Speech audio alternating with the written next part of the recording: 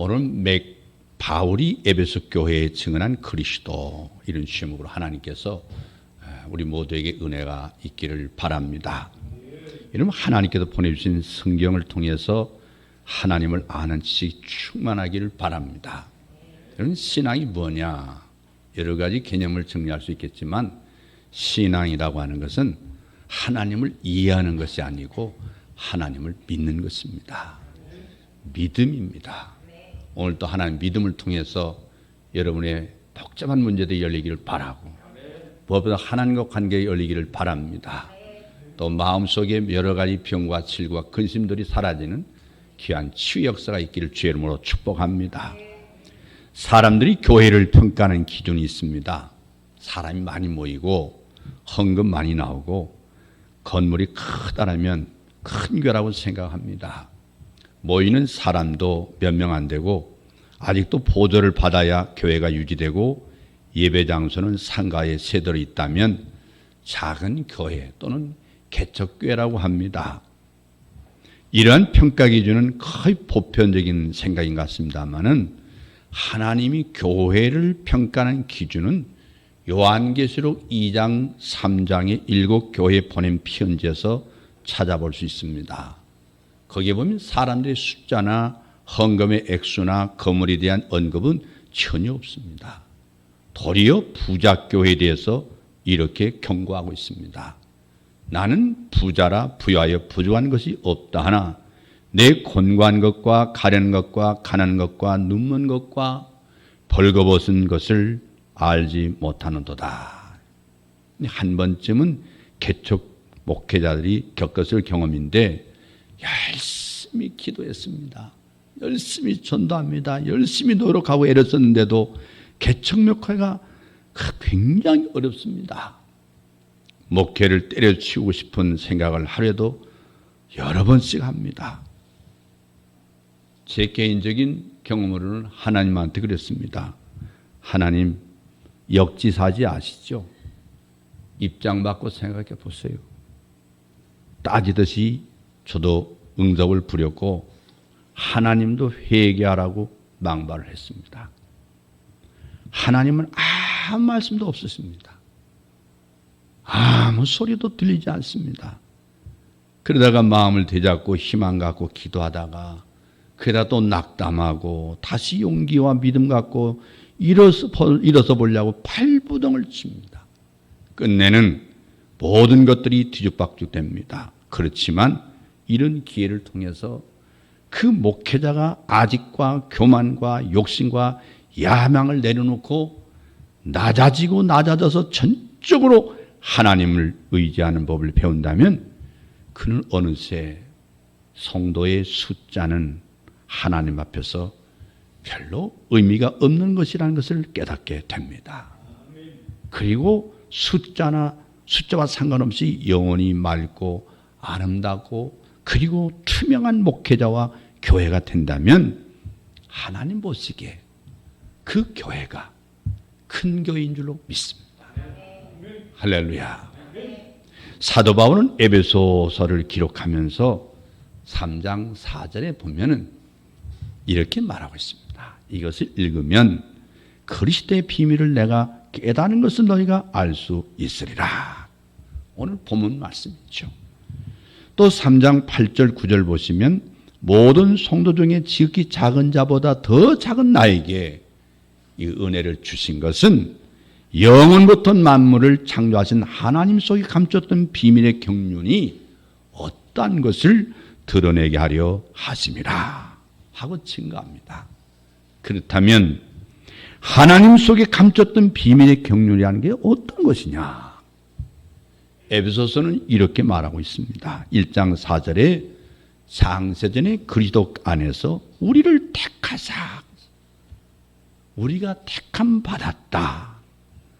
창세 이전부터 시작해서 2장 6절 보면 에베소 2장 6절에 그리스도 안에서 함께 하늘에 앉히시니 앞으로 있을 종말 이후에 천국의 일까지 펼쳐져 있습니다. 에베소서를 해석하는데 열쇠와 같은 말씀이 1장 23절 말씀입니다. 교회는 그의 몸이니 하신 대로 에베소서의 주제는 교회론입니다. 교회. 그리스도의 몸된 교회가 얼마나 영광스러운 것인가. 이 영광스러우신가를 펼쳐 보여주는 것이 에베소서의 바로 핵심점입니다. 교회란 결코 비인격체인 건물이 아닙니다. 교회가 몸집이 큰 예배당이라서 그게 교회가 아닙니다. 여러분, 그리스도 예수 안에서 거룩해지고 성도라 부르심을 입은 자들이 교회라고 말하고 있어요. 그게 공동체입니다. 그리스도 안에 예수 안에서 거룩해지고 성도라 부르심을 입은 자, 여러분 자신 한 분 한 분이 다 교회인 것입니다. 교회를 세우기 위해서 1장에 보면 재료 선택이라고 말할 수가 있는데 1장 4절 말씀 보면은 교회 구성원 한 사람 한 사람을 하나님께서 장세전에 선택해 놓으셨다. 여러분 선택받은 확신이 있습니까? 이 믿음이 있기를 바랍니다. 여러분 하나님의 선택받은 하나님의 교회입니다. 이 선택해 놓으신 그들을 그리스도께서 어떻게 했다고 했습니까? 1장 7절 보니까 그의 피로 말미암아 구속해 주셨다. 값을 주고 사셨다고 말씀하고 있어요. 값으로 사신 그들을 성령께서 1장 13절에 보면 인쳐 주셨다. 하나님의 소유됨을 말씀하고 있어요. 너는 내 것이다.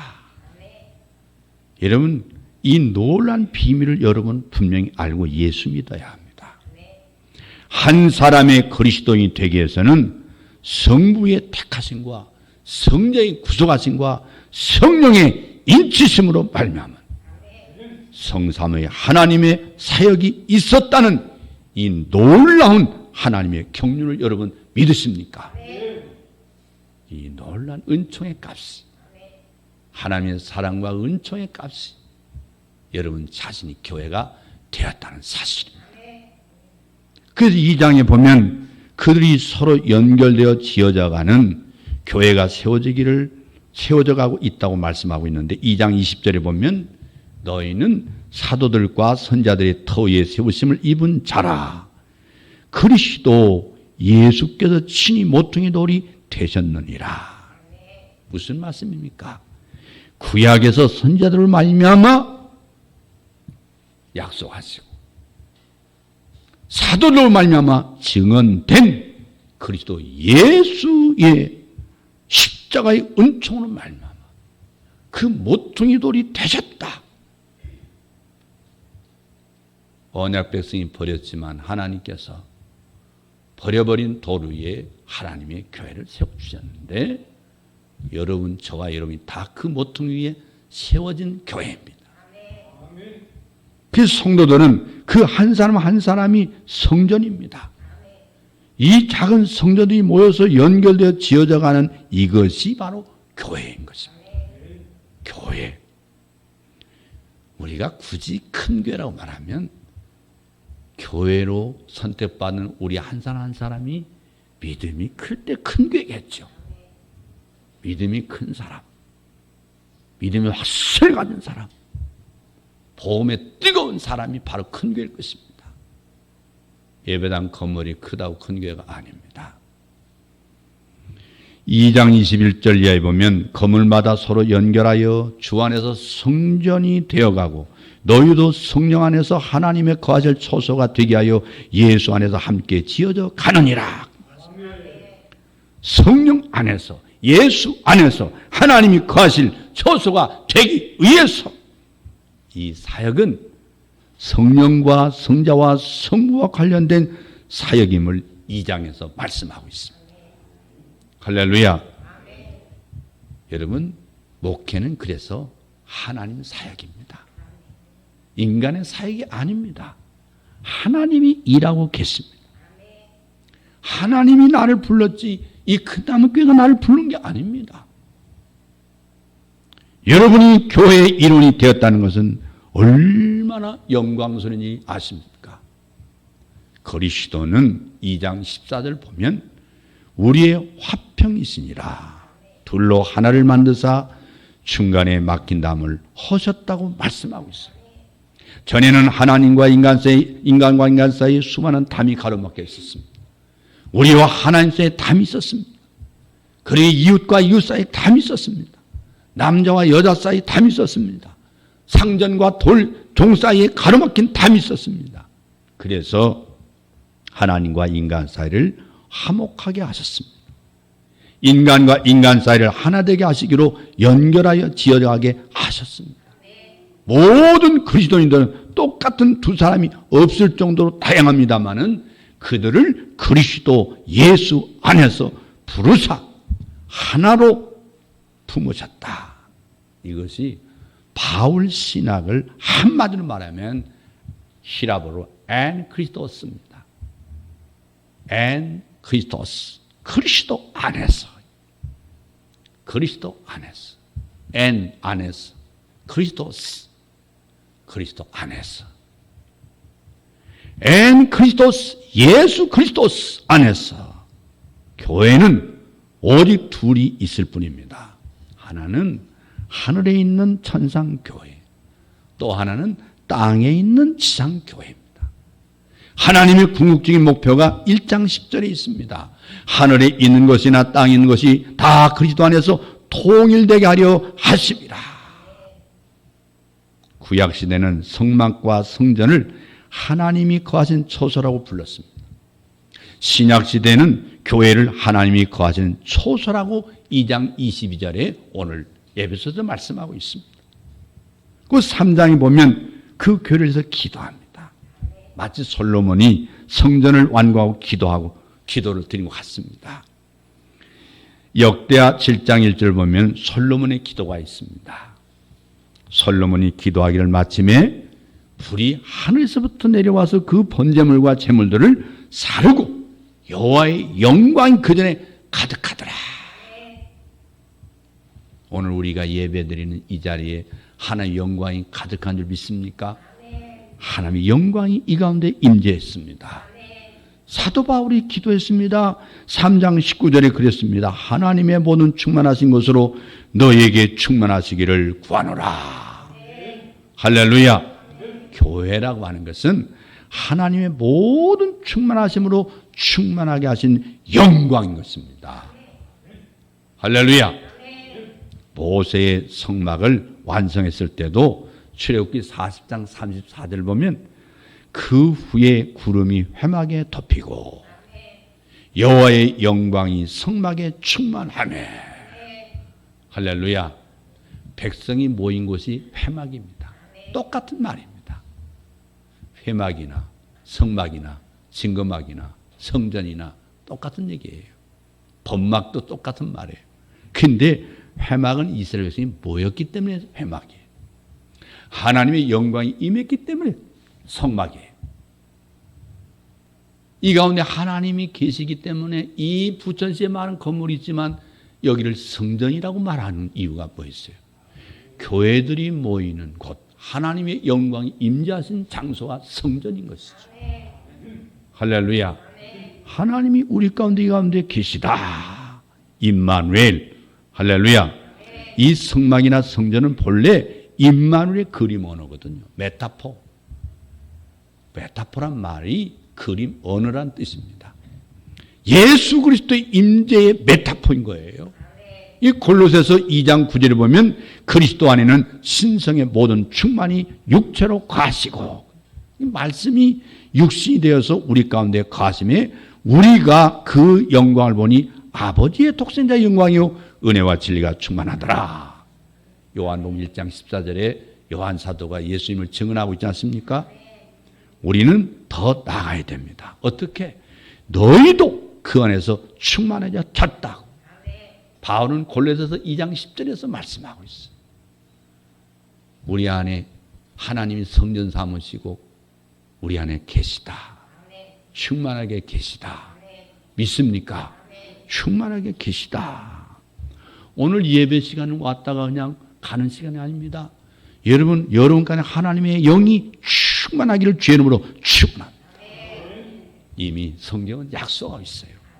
제가 말씀드리지 않아도 성경은 우리 가운데 계시다고 말씀하고 있습니다. 교회인 성도 여러분 위에 하나님의 영광이 충만되었다. 머리에만 충만하고 몸에는 텅텅 빈 게 아닙니다. 우리의 몸에도 충만했습니다. 참것의 그림자에는 하나님의 영광이 그토록 충만해졌다면 하나님이 자기 아들의 피로 하신 참것에는 하나님의 영광과 더욱이 충만하게 하심을 모형적으로 보여주시기 위해서, 그래서 오순절 경험 강림하신 성령께서 모세의 성막에 충만했죠. 솔로몬의 성전에 충만했듯이 마가의 다락방에 모인 120명 제자에게도 충만했습니다. 이와 같이 그리스도의 지체가 된 교회의 구성을 받은 여러분에게도 영광스러움이 충만한 걸 믿으시기를 바랍니다. 할렐루야. 하나님의 영광이 나와 함께 계시다. 이런 무엇을 두려워하십니까? 하나님을 믿는다는 것은 내 고민하는 걸 내려놓는 거예요. 하나님을 믿으려면 나를 십자가에 못 박아야 된다. 특히 내 이성을 십자가에 못 박아야 돼요. 예수 그리스도의 십자가 안에서 하나님의 구속의 역사를 믿는 겁니다. 믿어야 됩니다. 믿어 역사가 나타납니다. 할렐루야. 아침에 제가 일어나서 이어령 교수님 딸이된 이민아 목사님의 간증을 쭉 들었습니다. 새롭게 하소서. 이민아 목사님은 원래 검사였습니다. 나중에 변호사가 됐습니다. 나중에 예수 믿고 목사가 됐습니다. 그는 갑상선 암이 있었습니다. 어느 날 눈이 하나도 보이지 않습니다. 망막이 늘어져가지고 다시 회복될 수 없다는 것입니다. 대한민국의 유명한 의사들 다 찾아가도 못 고쳤습니다. 이어령 교수님이 그랬습니다. 대한민국 유명하던 의사는 다 못 고친다는데 하나님이 고쳐주시면 저 믿겠습니다.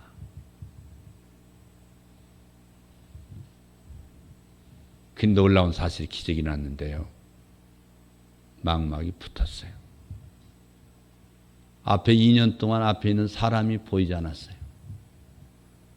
앞에 있는 목사님도 안 보이고 성도들이 보이지 않고 어린이도 보이지 않았는데 자기 자존심에 자기는 안 보인다는 말을 2년 동안 안 했습니다. 하나님이 고쳐줄 걸 믿고 기도했습니다. 그런데 그 이민아 목사님이 숨을 거두려고 하기 이전입니다마는 병원에서 엎드려 있을 때, 망막 때문에 고민하고 있을 때, 대한민국 의사들은 다 수술 못 한다는데 한 의사만 한번 수술해 보자. 수술을 했을 때 이어령 교수님께서 딸에게 했습니다. 내가 앞을 못 보니까 글을 쓸 수도 없을 것이고 녹음기를 하나 주면서 네가 아빠에게 할 말을 이 녹음기에다가 생각나는 대로 다 해라. 그때 이민아 목사님은 이어령 교수님한테 복음을 증거했습니다. 그 복음을 듣고 이어령 교수님 예수를 금방 믿었던 건 아니지만 하영조 목사님과 만나고 수없는 대화를 나누고 예수를 영접하기로 결단하고 일본에 가서 하영조 목사님 여러 목사님 안에서 안수받으면서 세례를 받았습니다. 그런데 세례받고 3주도 안 돼서 이민아 목사님 아들 버클리 대학에서 졸업하고 앞으로 법대를 가서 이제 세계적인 변호사가 되겠다고 했는데 어느 날 그렇게 감기 하나도 걸리지 않은 건강 아들이 힘없이 쓰러졌습니다.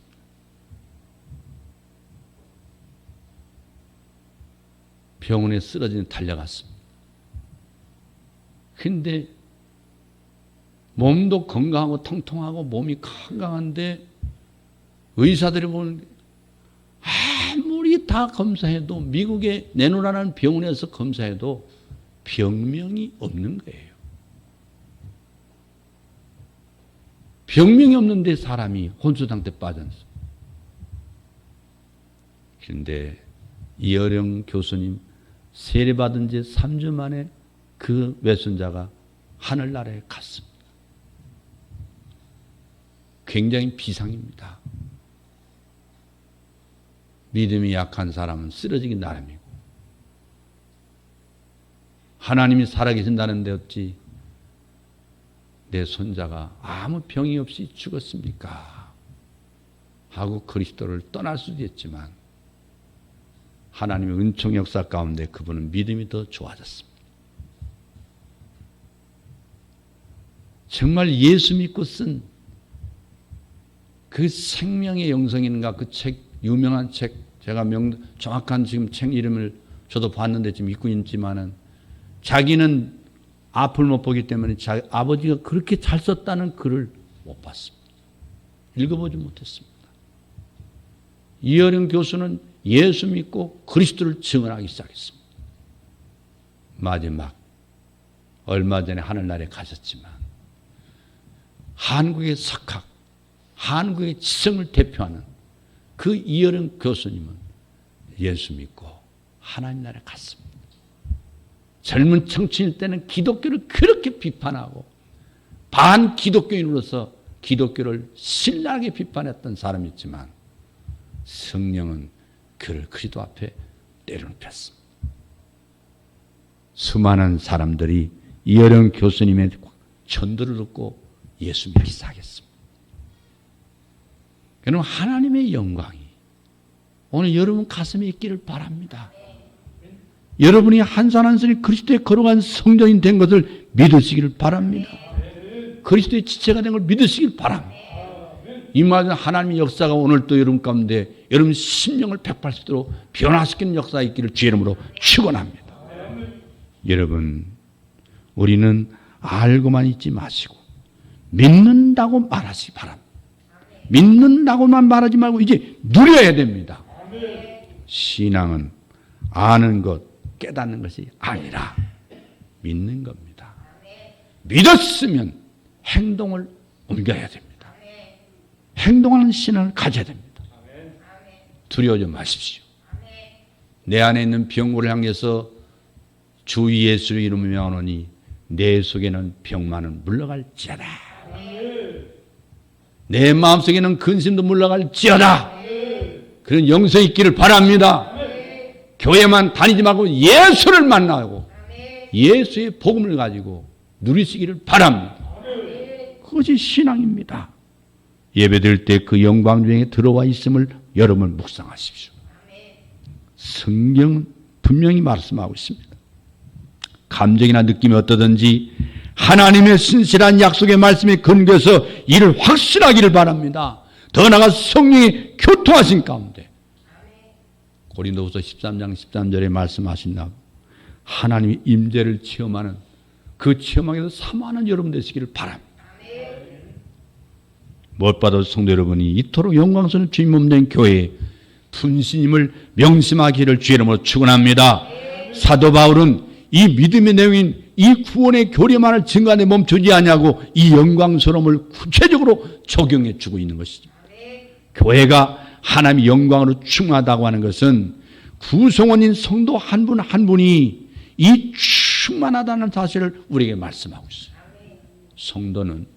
성도는 한 사람 한 사람이 충만하다.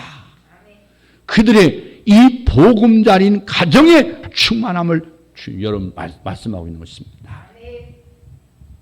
여러분 하나님의 영광의 충만이 예배 시간만 충만한 게 아닙니다. 나의 인격 속에 내 가정에 내 직장에 내 사업처에 충만할 줄로 믿습니다. 할렐루야. 이게 바로 뭔지 아십니까? 여러분 하나님의 거룩한 교회의 보양이라고 말씀하고 있어요. 교회를 보호하시고 양육하신다. 5장 29절에 말씀하고 있지 않습니까? 여러분, 이 말씀 속에서 사회생활, 교회생활은 결코 둘이 아니라 하나라는 사실입니다. 사회생활, 가정생활에 실패하게 되면 결국 교회생활의 실패를 의미합니다. 주님과의 관계가 성숙해질 때에 대인관계도 화평을 이루어야만 되는 것입니다. 사도 바울은 6장에서 말씀하고 있어요. 6장 11절에 마귀의 괴계를 능히 대적하게 하여 하나님의 전신갑주를 입으라. 이것은 지금까지 건설해놓은 그 교회를 파괴하려는 대적 마귀를 막기 위해서 성벽을 쌓아놓은 말과 같은 것입니다. 그 성 안에는 귀여운 자녀들, 아름다운 가정들, 영광스러운 교회가 있기 때문에 그렇다. 여러분, 교회를 향하신 하나님의 경륜은 과거와 현재와 미래에 걸쳐서 영원한 것입니다. 교회를 세우시기 위해서 이미 자기 아들을 내어주셨습니다. 이건 과거 완료형이에요. 그런데 현재에도 계속적으로 교회를 보호하고 양육하고 계시다고 말씀하고 있어요. 또한 장차 자기 앞에 영광스러운 교회로 세우사 티나 주름 잡힌 것이나 이런 것들이 없이 거룩하고 흠이 없게 한다고 5장 27절에 말씀하고 있지 않습니까? 사도 바울은 날마다 나는 싸우노라. 누구하고 싸웁니까? 자신과 싸워요. 내가 쉽게 넘어지니까, 내가 쉽게 타협하니까, 내가 대적마귀와 쉽게 내가 사로잡히니까 나는 날마다 죽노라. 영적 전투를 말하는 것입니다. 영적 전투에, 그래서 자기 앞에 영광스러운 교회를 세우기 위해서 티나 주름 잡힌 것이나 이런 것들이 없게 하려고, 거룩하고 흠이 없게 하려고 하나님이 보양하고 계시다. 이게 성령의 역사입니다. 이것이 주님이 재림 때 완성하는 것입니다. 결론적으로 큰나무교회 성도 여러분, 교회는 사람이 세운 것이 아닙니다. 사람이 보양하는 것도 아닙니다. 사람이 완성하는 것도 아닙니다. 내가 이 반석에 내 교회를 세우리니 음부의 권세가 이기지 못하리라. 여러분, 이미 마태복음 10장에서 16장 18절에 말씀하고 있지 않습니까? 그리스도 예수께서 심으셨습니다. 우리의 신앙을 자라게 하십니다. 열매 맺게 하십니다. 할렐루야. 우리 송병희 집사님께서 매주마다 부지런히 전도로 다니시는데 하나님이 함께 하기를 바랍니다. 하나님이 상급 주시기를 바랍니다. 하나님께서 저들에게 예수를 증거할 때 그 복음의 씨가 그들의 심령 속에 심어지기를 바랍니다. 바로 여러분들이 심는 것 같지만 주님이 심으시고 자라게 하시고 반드시 열매 맺게 할 줄로 믿습니다. 여러분, 내가 이뤄보겠다고 날뛰는 것도 교만이지만 낙심하고 절망하는 것도 또 다른 교만인 것을 기억해야 합니다.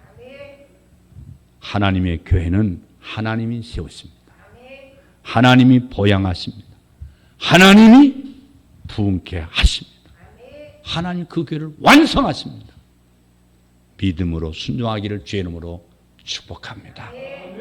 우리 봄에 우리의 심령에 성령께서 기경하셔서 묵은 밭, 돌짝밭, 그리고 반들반들한 내 길바닥밭, 가시는 구리 우거진 내 마음의 밭을 기경 갈아엎으셔서 예수의 생명, 복음의 씨가 심어지기를 바랍니다. 정말 예수를 바르게 믿으십시오. 그 예수를 믿으십시오. 그 예수는 여러분에게 임마누엘의 은총을 주십니다. 할렐루야. 여러분, 예수 믿고 행복하시길 바랍니다. 예수 믿고 한 주간 동안 기쁨이 넘치기를 바랍니다. 예수 때문에 찬송하시기 바랍니다. 예수 때문에 그럼에도 불구하고 기도의 무릎을 꿇으시기 바랍니다. 그럼에도 불구하고 주님을 찬양하는 한 주가 되기를 주의 이름으로 축복합니다. 기도하겠습니다.